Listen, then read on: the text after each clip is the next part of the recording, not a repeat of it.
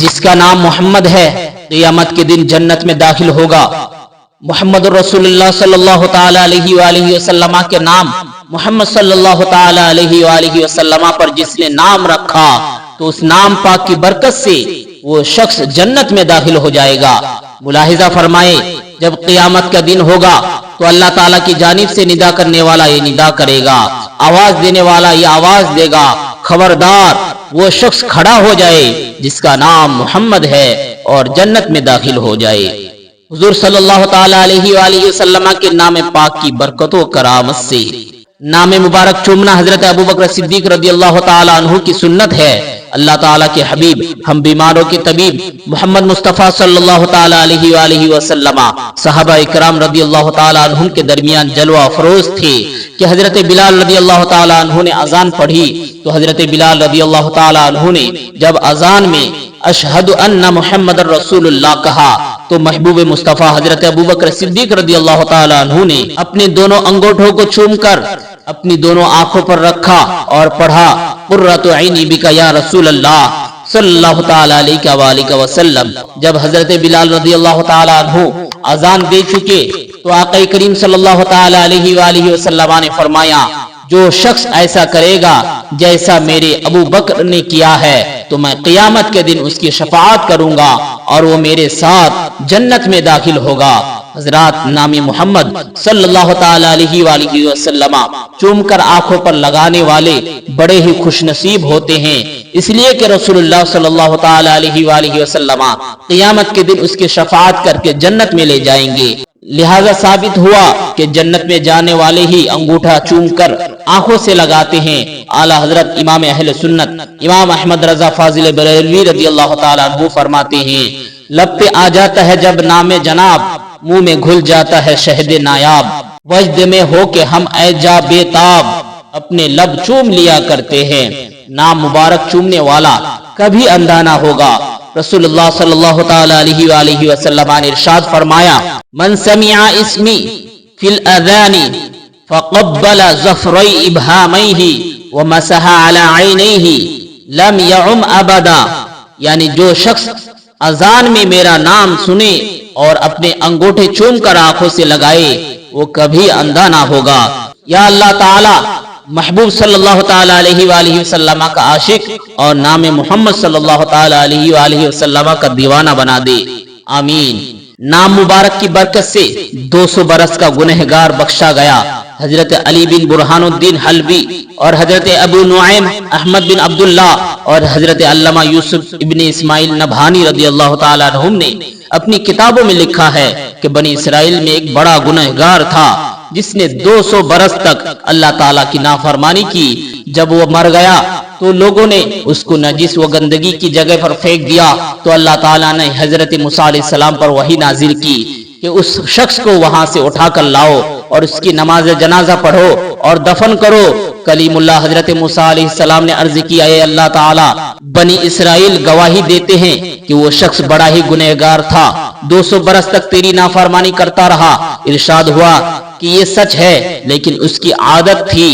جب وہ تورات شریف کھولتا اور میرے محبوب کے نام محمد صلی اللہ تعالی علیہ وآلہ وسلم کو دیکھتا تو اس کو چوم کر آنکھوں پر رکھ لیتا اور میرے محبوب صلی اللہ تعالی علیہ وآلہ وسلم پر درود پڑھتا۔ اس لیے میں نے اس کو بخش دیا اور 70 حوریں اس کے نکاح میں دیا۔ حدیث شریف سے ظاہر ہے کہ آقا کریم مصطفیٰ رحیم صلی اللہ تعالی علیہ وآلہ وسلم کے نام مبارک کو چومنے سے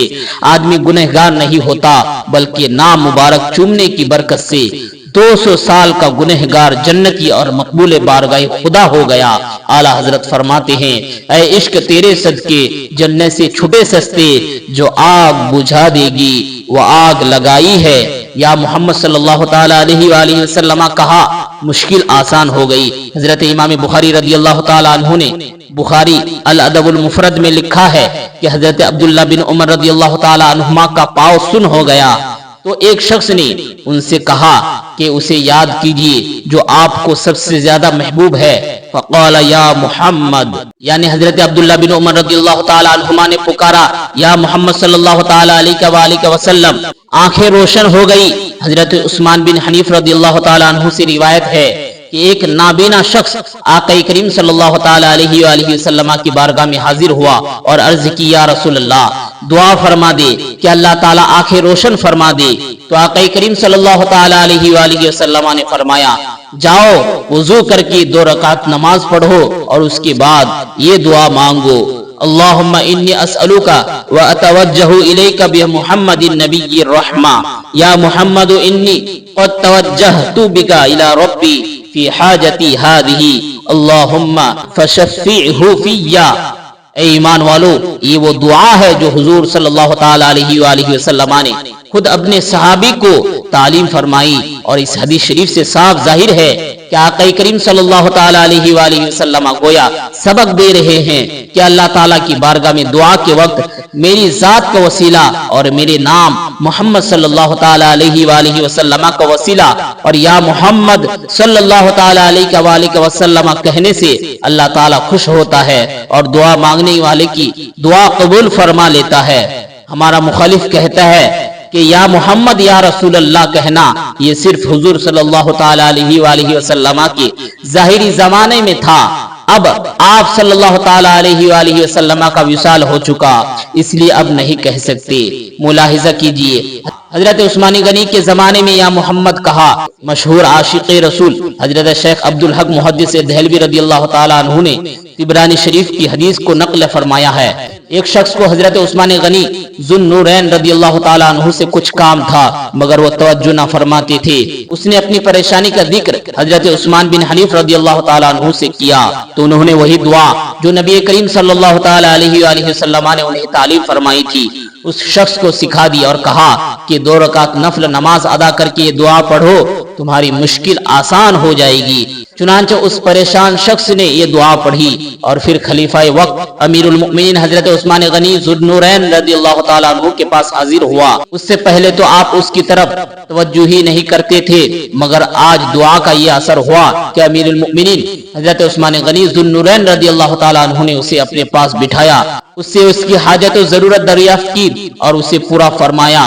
اور دعا کی یہ برکت تھی کہ پھر فرمایا کہ تمہیں ہم سے جب بھی کوئی کام ہو تو آ جایا کرو۔ اس کے بعد وہ شخص وظیفہ بتانے والے حضرت عثمان بن حنیف رضی اللہ تعالیٰ عنہ کے پاس گیا اور شکر ادا کرتے ہوئے کہا جزاک اللہ خیرا، یعنی اللہ تعالیٰ آپ کو جزائے خیر عطا فرمائے، آپ کی بتائی ہوئی دعا سے میرا کام بن گیا۔ حضرات، محبوب خدا محمد مصطفیٰ صلی اللہ تعالی علیہ وآلہ وسلم کے وصال کے بعد بھی صحابہ نے یا رسول اللہ پکارا۔ نام مبارک کا ادب۔ سلطان محمود غزنوی نے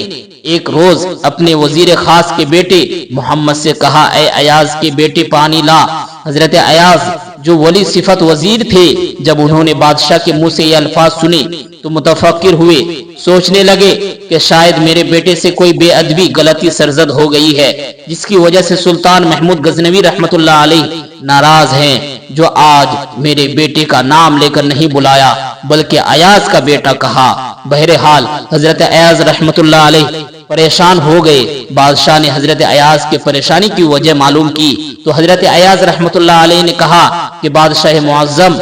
آج آپ نے میرے بیٹے کو بلایا تو نام لے کر نہیں بلایا بلکہ ایاز کے بیٹے کہہ کر بلایا۔ مجھے فکر ہوئی شاید میرے بیٹے سے کوئی بے ادبی گستاخی ہو گئی ہے۔ تو سلطان محمود غزنوی رحمت اللہ علیہ نے حضرت ایاز رحمت اللہ علیہ سے فرمایا اے ایاز، میں تمہارے بیٹے سے ناراض نہیں ہوں بلکہ معاملہ یہ ہے کہ تمہارے بیٹے کا نام محمد ہے اور جس وقت میں نے اسے بلایا تھا تو اس وقت میرا وضو نہیں تھا۔ حضرت سلطان محمود غزنوی رحمت اللہ علیہ اور حضرت ایاز رحمت اللہ علیہ بادشاہ و وزیر دونوں نیک اور ولی ہے۔ معلوم ہوا کہ جو جتنا ہی نیک و صالح ہوتا ہے وہ اسی قدر نام مبارک کا ادب و احترام کرتا نظر آتا ہے، اور جب ان کے دل میں نام مبارک کا اتنا ادب و محبت ہے تو خود محبوب خدا محمد مصطفیٰ صلی اللہ تعالی علیہ وآلہ وسلم کی ذات ببرکت کے ادب و محبت کا کیا عالم ہوگا۔ اعلیٰ حضرت فرماتے ہیں اے عشق تیرے صدقے جلنے سے چھٹے سستے، جو آگ بجھا دے گی وہ آگ لگائی ہے۔